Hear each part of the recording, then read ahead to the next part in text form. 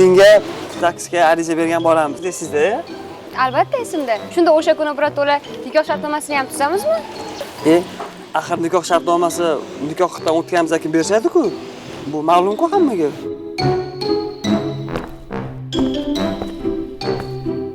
Bunaqasi ham bo'lib turadi. Nikoh qayd etish guvohnomasini nikoh shartnomasi bilan adashtirishadi. Nikohni qayd etish guvohnomasi nikoh shartnomasi emas. Bu xalos. Dadasi, bo'lajak keliningiz nikoh shartnomasi tuzamiz deyotganmish. Xudo tomon ishonmayapti shekilli bizga. Turmush qurmasdan ajrashishni o'ylashyaptimi bular?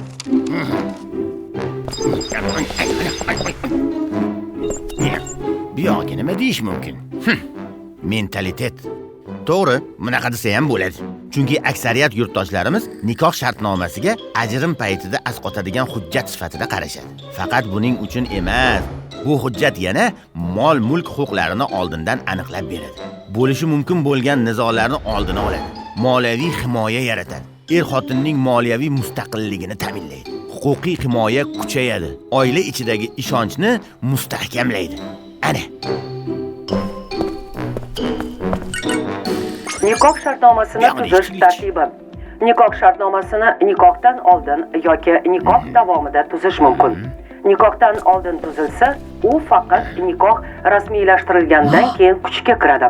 Nikohdan keyin tuzilsa, imzolangan paytdan boshlab amal qiladi. Shartnoma loyihasini tayyorlash. Er va xotin yoki bo'lg'usi er-xotin o'zaro kelishib, shartnoma shartlarini belgilaydi. Unda quyidagilar ko'rsatiladi. Har bir tomonning mulk huquqlari va majburiyatlari, umumiy va shaxsiy mulk taqsimoti, daromad va xarajatlarni boshqarish tartibi, farzandlar ta'minoti, meros, qarz, sovg'alar kabi masalalar.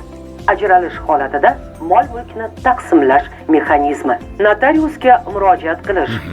Shartnoma yozma shaklda tuziladi va notarial tasdiqdan o'tkazilishi shart. Notarius quyidagilarni tekshiradi.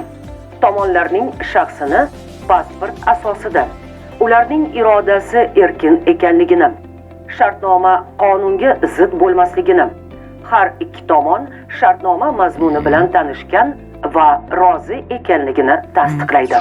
Ana, bu sinimiz sun'iy bo'lsa ham bo'ladigan gapni gapiradilar.